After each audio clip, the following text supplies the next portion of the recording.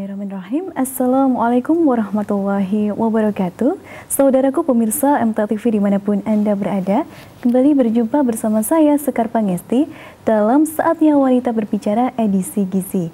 Dan alhamdulillahirrabbilalamin, segala puji bagi Allah yang telah melimpahkan rahmat dan karunia-Nya sehingga kita dapat bersua kembali di hari ini.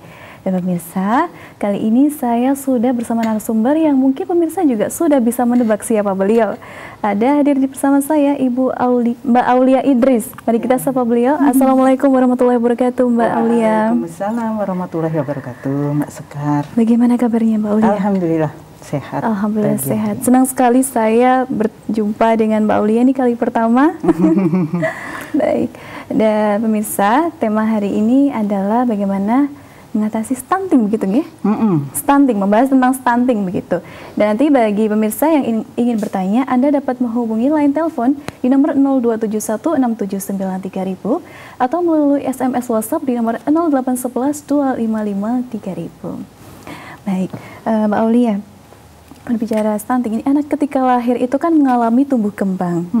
Namun dalam tumbuh kembang anak itu ada yang mungkin lancar, normal, tapi ada juga yang mengalami hambatan. Tiap anak kan juga dianugerahi pertumbuhan yang berbeda-beda oleh Allah. Ada juga pertumbuhan itu yang hambatannya di bagian mungkin kognitifnya, ada juga yang di bagian cara berbicaranya, intelektualnya. Nah, ini salah satu hambatan pertumbuhan ini adalah stunting begitu. Mungkin pemirsa di rumah juga ingin tahu apa itu stunting begitu. Mungkin bisa disampaikan, Mbak Aulia. Silakan. Iya, terima kasih Mbak Sekar, untuk Bapak Ibu di rumah, juga untuk para pemirsa dimanapun Anda berada. Saat ini sedang familiar ya, apalagi terkait dengan Hari Gizi Nasional yang ke-78 ya. Kita baru saja memperingati Hari Gizi dan saat ini begitu ditekankan, begitu santer, viral di mana-mana masalah stunting gitu. Sebetulnya stunting itu apa? Nah, stunting itu adalah ketika seseorang mengalami tumbuh kembang tidak sesuai dengan anak-anak seusianya. Jadi kalau dulu mungkin dianggap orang pendek itu biasa gitu ya, dianggap pertumbuhannya ya sudah nggak apa-apa, memang begitu, atau mungkin orang tuanya juga tidak tinggi atau gimana. Ini bukan masalah tinggi ya, tapi ternyata stunting ini setelah diteliti berdampak pada banyak hal. Ketika seseorang tumbuh kembangnya sejak kecil atau sejak dini, bahkan sejak dalam kandungan dia tidak berkembang sesuai umur, maka dampak yang terjadi adalah sepanjang hidupnya. Baik kognitifnya, kemudian juga psikomotornya, juga masih banyak hal lain. Sehingga ini akan berpengaruh pada produktivitas kerja seseorang, kemudian juga pada capaian kemajuan suatu negara. Jadi ketika orang menjadi unproduktif, kemudian juga tidak berkembang sesuai usianya, ini ternyata juga akan berdampak sangat besar bagi perkembangan negara itu. Nah, anggaplah kita kehilangan satu generasi karena kemarin itu kita sudah lolos ya, tidak sempat dibahas masalah stunting. Sekarang ini ditekankan benar-benar, dan 2 tahun terakhir ini kita sudah bisa mengalami penurunan ya, jumlah angka dari 24% ya, itu orang mengalami stunting, ini mulai turun menjadi 21, sekian ya. Ini capaian yang sangat bagus karena data ini berdasarkan WHO punya ya, jadi valid, datanya bagus. Stunting ini bukan masalah di Indonesia saja, ternyata stunting ini adalah masalah dunia. Ketika orang mungkin tahu dulu orang Jepang itu kecil gitu ya, orang Korea itu betapa kecil, mungil gitu ya. Apalagi ketika Jepang habis mengalami peristiwa bom ya, Hiroshima dan Nagasaki, mereka itu seperti yang terpuruk luar biasa. Tapi ternyata kondisi ini membuat mereka tuh bangkit. Mereka itu sadar bahwa pembangunan manusia, pembentukan sumber daya manusia itu juga berawal dari pertumbuhannya. Sejak di mana? Sejak dalam kandungan ibunya. Jadi stunting itu betul-betul harus kita persiapkan sejak dia dalam kandungan ibunya sampai dia dilahirkan, sampai dia nanti tumbuh kembang hingga menjadi dewasa. Nah, persiapan sejak janin itu pun dipersiapkan dari calon ibunya, gitu ya. Jadi, siapa itu calon ibu? Calon ibu itu adalah wanita sejak gadis remaja itu harus sudah dipersiapkan jika suatu saat nanti dia akan menjadi penghasil generasi berikutnya. Dia akan melanjutkan generasi berikutnya dengan keturunan yang akan dia lahirkan. Nah, bagaimana bisa terjadi stunting? Stunting itu bisa terjadi karena kurangnya pendidikan, karena kurangnya edukasi sejak dini, karena kurangnya kesadaran ilmu tentang gizi sejak dini, atau juga masalah mitos, gugon-tuhon, kemudian juga masalah kepercayaan turun-menurun yang ini sebetulnya kurang tepat jika diterapkan pada masa sekarang. Nah, sebetulnya kapan seseorang disebut stunting? Tadi kita sudah sampaikan bahwa stunting itu adalah ketika seseorang mengalami tumbuh kembang tidak sesuai dengan usianya. Dari mana seseorang ketahuan stunting? Dari pantauan berat badan dan tinggi badannya. Kapan dipantau? Setiap bulan. Di mana? Di posyandu. Nah, apakah Bapak Ibu selama ini sudah aktif memanfaatkan posyandu? Itu ditimbang dan diukur tinggi badannya rutin pada tanggal yang sama setiap bulannya. Jadi misalnya, ini bulan Januari, diperiksa tanggal berapa? Setiap tanggal 7. Biasanya posyandu itu akan menetapkan tanggal yang tidak akan pernah berubah. Kalau tanggal 7, ya bulan depan tanggal 7. Maretnya tanggal 7 lagi. Kenapa? Biar valid datanya. Oh, tepat 1 bulan, anak A, si Fulan, ini sudah mengalami penambahan berat badan misalnya 150 gram. Atau penambahan berat badan 500 gram misalnya.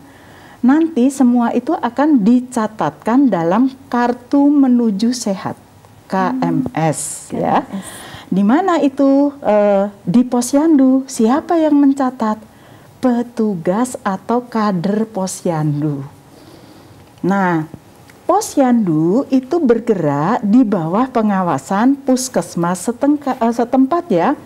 Ada dokter yang mengawas, ada ahli gizi yang mengawasi, ada bu bidan, karena di posyandu itu ada meja-meja khusus sesuai nomornya. Contoh, misalnya ada meja untuk penyuluhan keluarga berencana, ada meja penyuluhan khusus untuk balita, ada meja penyuluhan untuk lansia, ada meja penyuluhan untuk ibu-ibu hamil.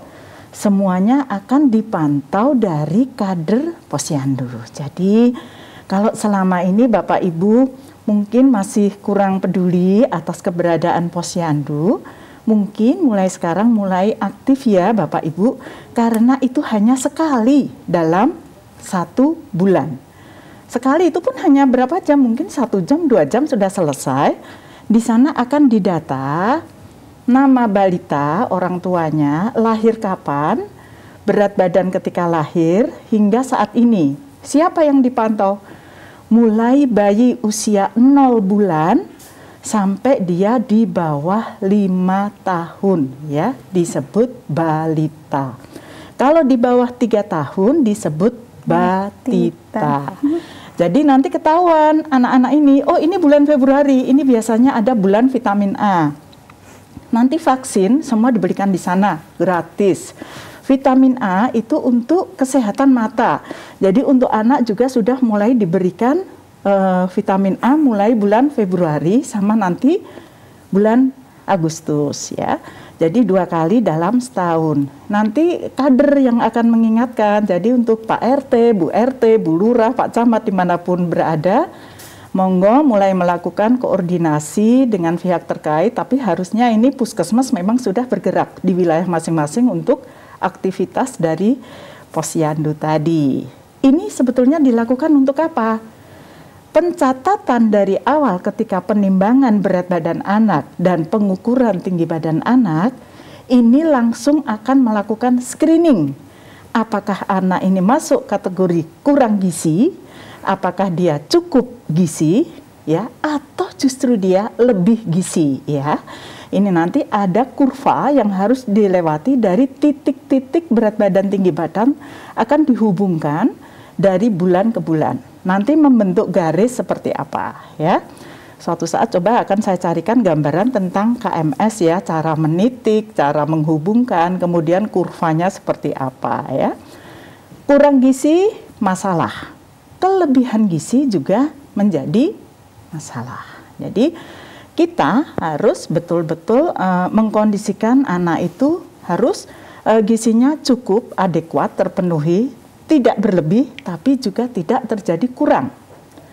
Kekurangan gizi dalam kurun waktu yang lama, ya, ini yang kemudian memunculkan kondisi stunting, ya.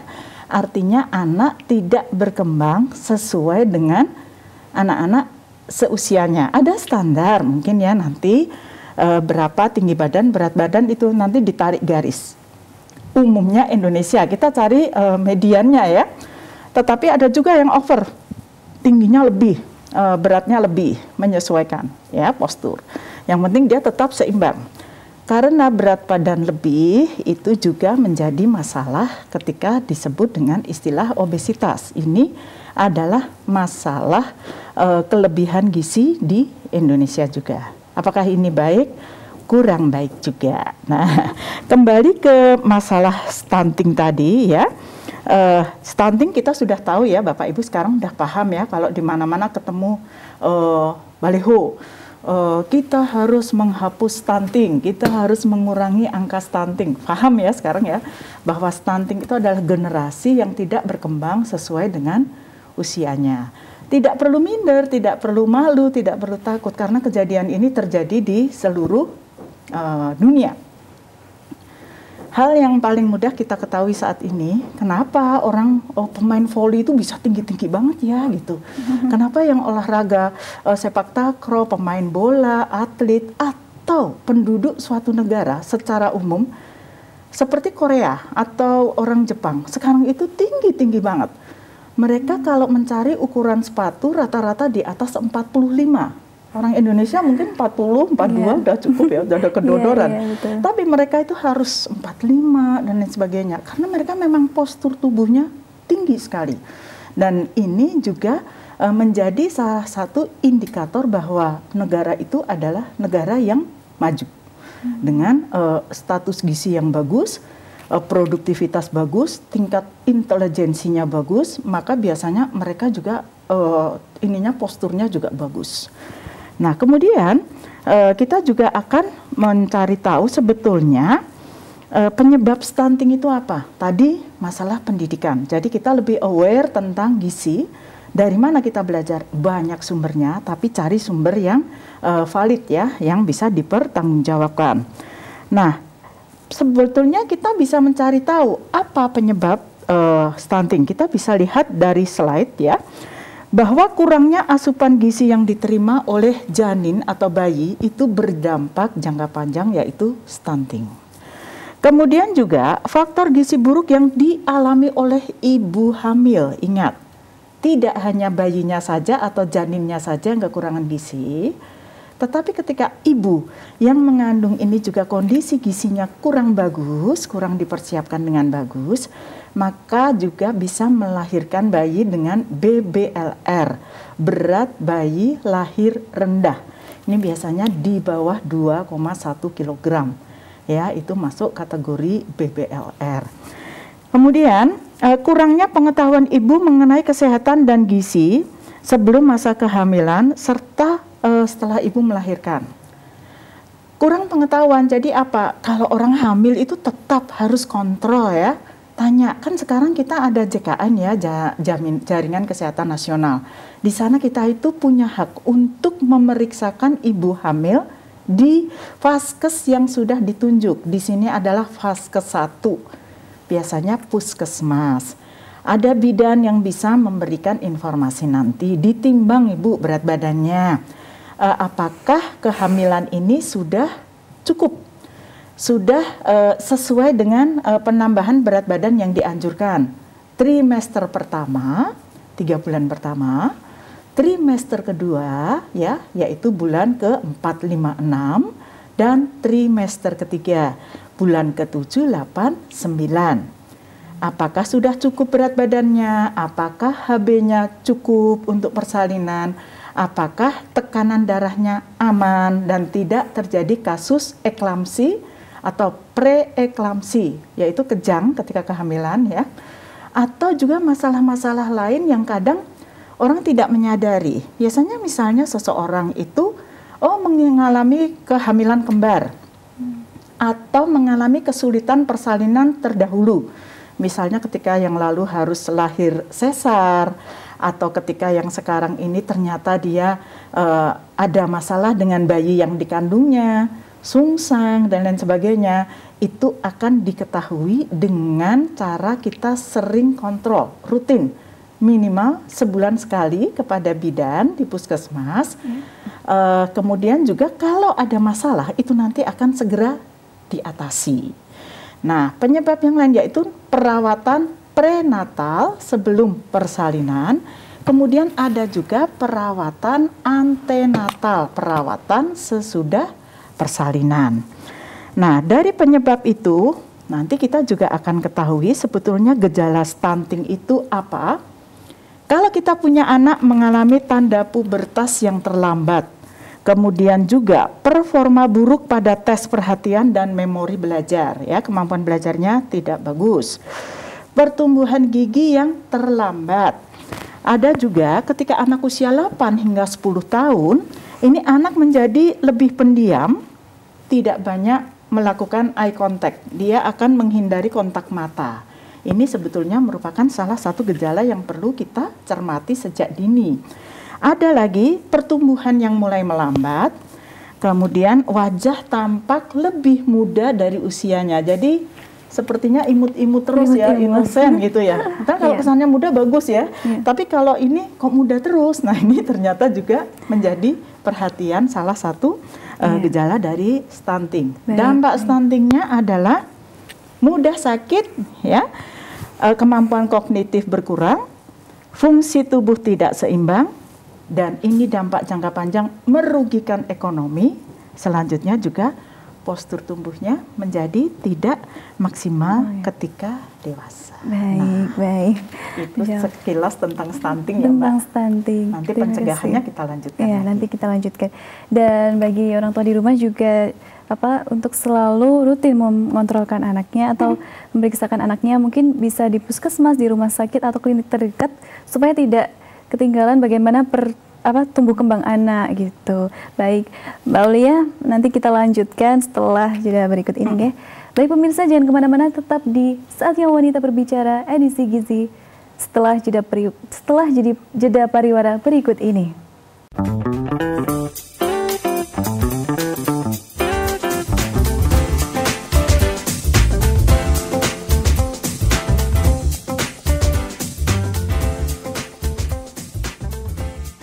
Baik pemirsa, masih berjumpa di Saatnya Wanita Berbicara edisi Gizi yang membahas tentang stunting gitu ya, bersama Mbak Aulia Idris. Baik, Mbak Aulia, tadi kan sudah dijelaskan apa itu stunting begitu ya. Kalau mungkin sekarang bagaimana pencegahannya? Mungkin bagi wanita juga nih yang belum menikah, ini kan supaya lebih mempersiapkan diri, mungkin dari segi makanannya atau olahraga atau bagaimana, apa yang perlu disiapkan? Gitu. Iya, makasih Mbak. Tapi kayaknya ada telepon. Oh, ada telepon, baik. Ada telepon, mari kita angkat terlebih dahulu. Assalamualaikum warahmatullahi wabarakatuh. Waalaikumsalam warahmatullahi wabarakatuh. Ya, baik. Ini dengan siapa, di mana? Ini saya Mas Inu dari Kalasan. Ya, dari Kalasan begitu. Ya, silakan, apa yang ingin ditanyakan? Assalamualaikum Ustazah. Waalaikumsalam warahmatullahi wabarakatuh, Mas Inu, silakan. Mau nanya ini untuk tema stunting ini unik ya. Kalau menurut saya kan baru unik ini. Iya, iya. Gini, apa yang kiat-kiat apa yang dilakukan sebagai orang tua, entah bapak maupun ibu, terhadap anak yang memang dalam kondisi stunting? Memang tadi Ustazah menyampaikan tidak usah kecil hati dan sebagainya, tapi dalam kenyataan prakteknya pasti mereka akan berbeda dengan yang lain sehingga mengalami penurunan dari mental. Nah, mungkin motivasi apa yang dilakukan terhadap anak yang seperti itu? Kemudian juga mohon nasihatnya, apa yang dilakukan kepada orang tuanya? Kadang-kadang orang tua juga malu mengajak anak yang dalam kondisi stunting seperti itu, sehingga nanti ini tidak ada kecenderungan orang tua mengeluh dan sebagainya biar pede gitu. Terima kasih Ustazah atas jawabannya. Assalamualaikum warahmatullahi wabarakatuh. Waalaikumsalam warahmatullahi wabarakatuh. Pertanyaan bagus, bijaksana sekali ya Pak Inung ya. Bisa turut merasakan betapa perasaan hati orang tua memiliki karunia Allah, titipan anak yang mengalami stunting. Ya kita tetap harus berbesar hati. Ini adalah titipan Allah yang harus kita emong, kita asuh, kita rawat apapun adanya. Di balik 1000 kekurangan manusia pasti tetap akan ada kelebihannya. Jadi untuk Pak Inung, kalau memang anak kita kelihatan, berkembangnya tidak sesuai usia nih, itu nanti menjadi tanggung jawab pemerintah setempat. Akan ada atensi secara khusus, apalagi saat ini begitu ketahuan angkanya sempat di angka 24% dari total balita di Indonesia, kemudian turun menjadi 21%, ini artinya sudah ada gerakan yang masif. Bapak ataupun siapa saja keluarga yang memiliki anak stunting jangan pernah minder. Ini masalah dunia. Jadi kita laporkan kepada pemerintah setempat, nanti akan ada perhatian. Misalnya ada pemberian makanan tambahan. Minimal ya PMT-nya itu Bapak di rumah kasih putranya 1 telur rebus per hari dan susu.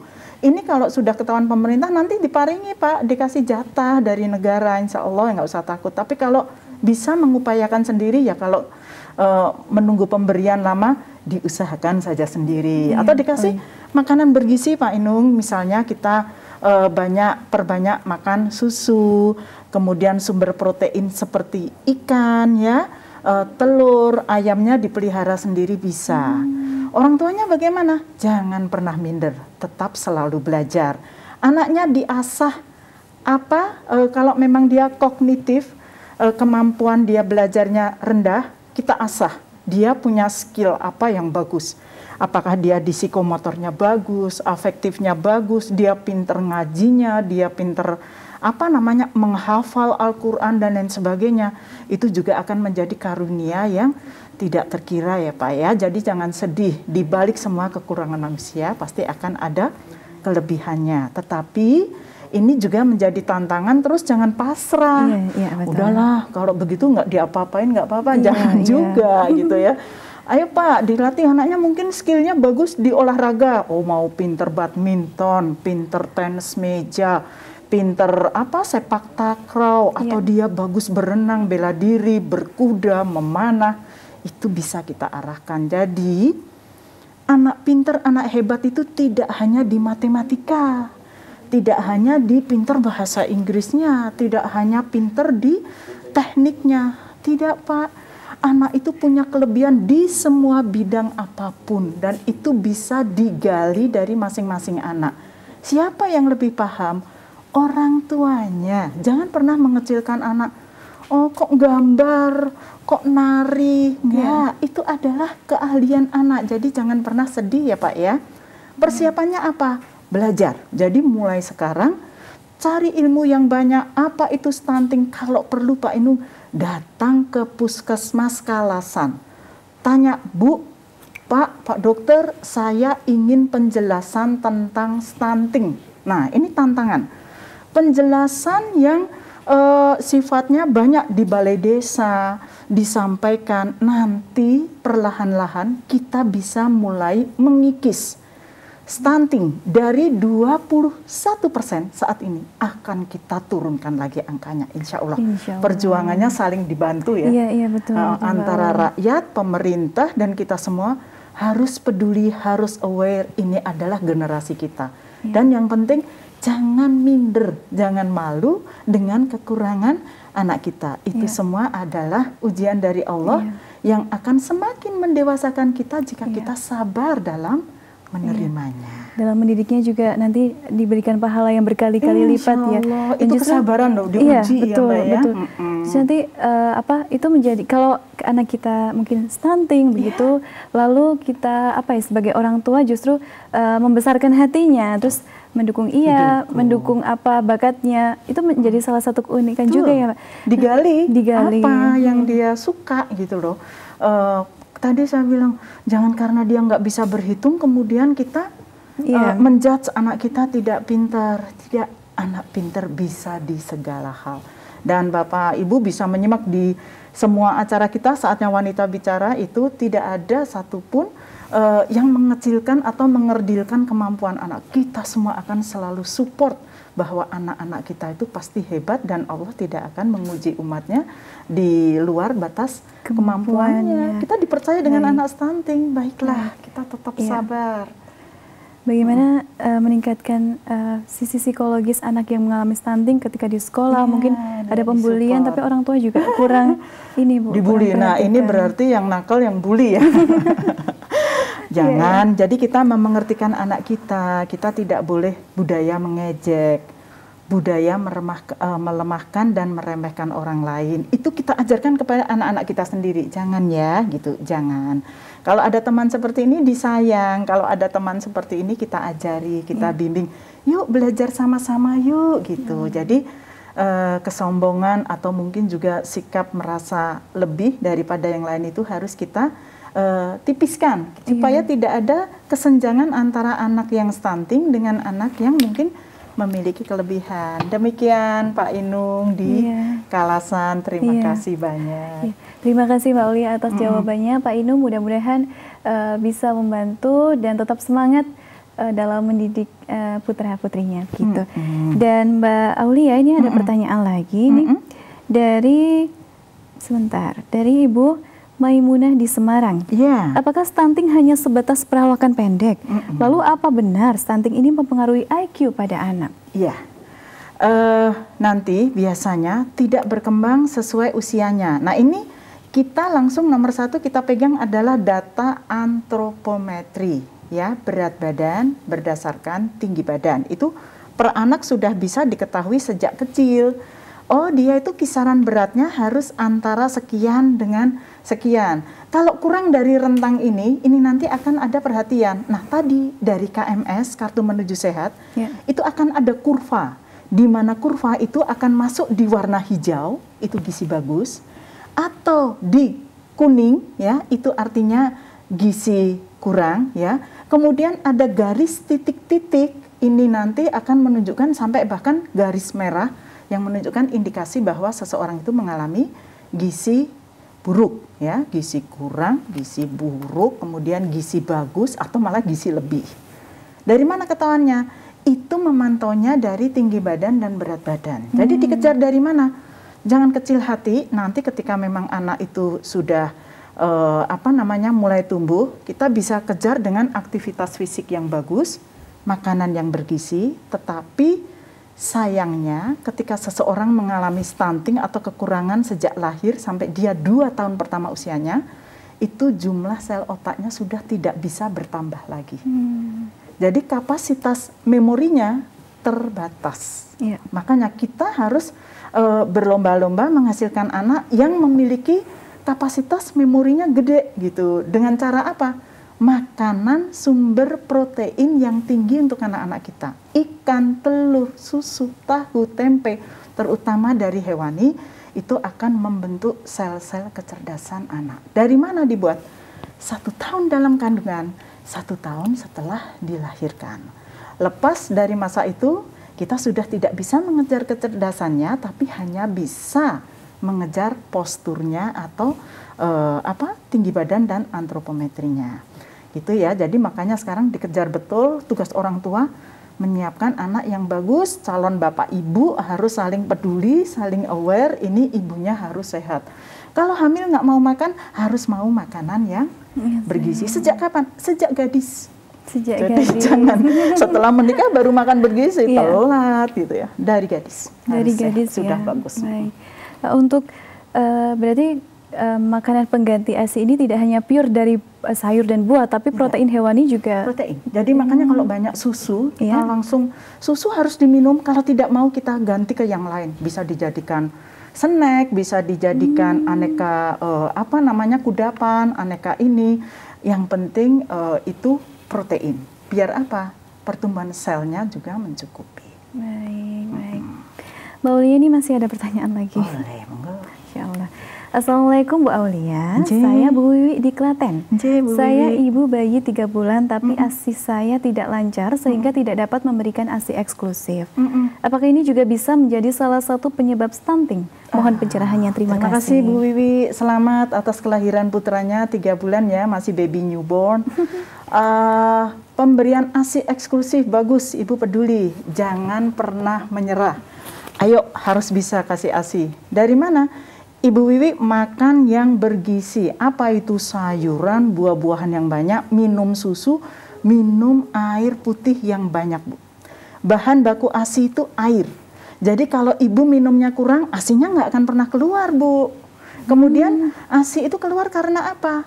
Cukup sayur dan buah. Kalau sayur dan buahnya aja kita nggak mau, orang tuanya nggak mau, dia tidak akan ada proses metabolisme yang bagus di dalam tubuh. Sehingga ASI yang harusnya lancar menjadi tidak lancar.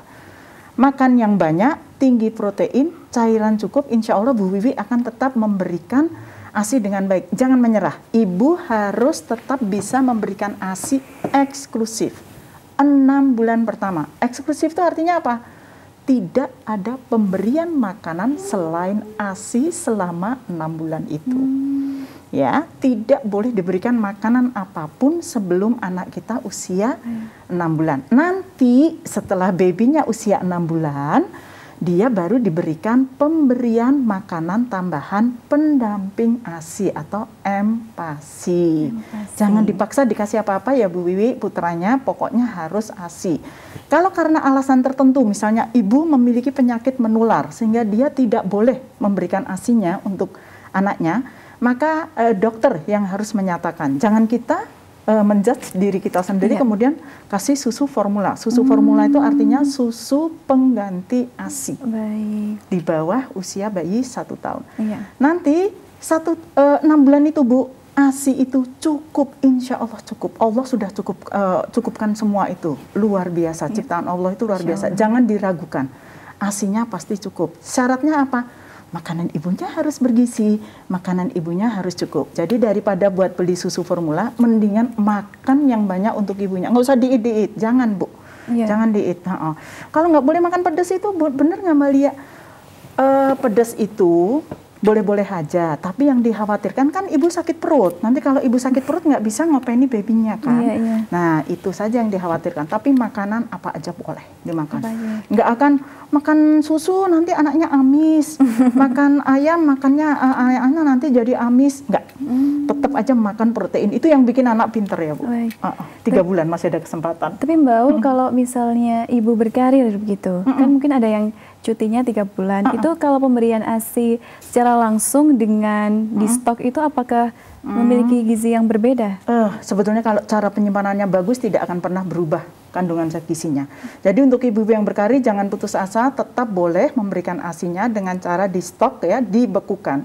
Ketika kita akan memberikan kepada bayi itu ditowing ya, dikeluarkan di kulkas, bukan di suhu terbuka, kemudian dihangatkan di dalam suhu tertentu sampai hangat. Tidak boleh terlalu panas karena juga bisa membuat baby kita terbakar lidahnya. Jadi ini butuh manajemen yang bagus, tapi ibu-ibu yang bekerja insya Allah tetap bisa memberikan ASI dengan baik. Dan sekarang kayaknya sedang digodok ya kebijakan bahwa ASI untuk ibu cuti akan diperpanjang menjadi 6 bulan. Oh 6 bulan. Ya, tapi mudah-mudahan ini karena terkait kebijakan ya pemerintah nanti keputusan yang terbaik. Kalaupun belum ada berarti kita hanya 1,5 bulan sebelum lahir, 1,5 bulan setelah lahir stok saja nggak apa-apa. Beku ya Bu ya, nyimpan ASINya harus beku, tidak boleh di kulkas kecuali saat akan diberikan. Itu harus sudah disiapkan pada suhu yang siap, dia mencair, tapi juga dalam artian tidak boleh ini ya first in first out. Label. Jadi ibu perah susu tanggal berapa? Jadi tanggal yang pertama dikasihkan dulu. Ya betul-betul ditandai tanggal berapa gitu ya harus. Mbak. Jadi yang dikeluarkan adalah yang pertama kita perah dulu, terus urut. Baik. Nanti tetap jangan berkecil hati, tetap bisa memberikan ASI kepada putrinya. Tapi apakah posisi menyusui itu juga berpengaruh Mbak? Ya, posisi menyusui, kadar gizi yang bagus di ibu, kemudian posisi apa namanya ya, posisi menyusui dan juga psikologis. Ibu yang sedang marah, sedih dan lain sebagainya, tidak gembira, ASINya nggak bagus. Kemerungsung. Pasti seperti itu. Ya. Jadi kalau ibunya rileks, santai, nyaman, insya Allah ASI yang dihasilkan juga akan maksimal. Psikologis mempengaruhi fisik ya Mbak. Ya, dan anaknya juga puas nanti ya, bisa minum sampai puas, dia tenang, boboknya enak, tumbuh kembangnya bagus. Jadi jangan kaget. Hanya dengan ASI aja anaknya bisa gede-gede banget itu. Ayo Ibu Wiwi, saya tunggu kabarnya 3 bulan lagi tetap bisa kasih ASI pasti. Iya baik. Begitu Bu Wiwi untuk jawaban dari Mbak Lia, mudah-mudahan bermanfaat ya. Dan Mbak Lia kalau misalnya ini kan kondisi orang tuh berbeda-beda. Sebenarnya semua orang, semua ibu ingin memberikan gizi yang terbaik, tapi kadang kan ada hambatan itu biaya. Bagaimana biar ekonomis gitu. Gizi yang ekonomis itu. Gizi ekonomis itu tidak harus mahal. Manfaatkan apa yang ada di pekarangan kita. Misalnya di bawahnya tong kita buat kolam lele, atasnya untuk kebun sayuran, kangkung, bayam, itu kan hanya 40 hari sudah panen.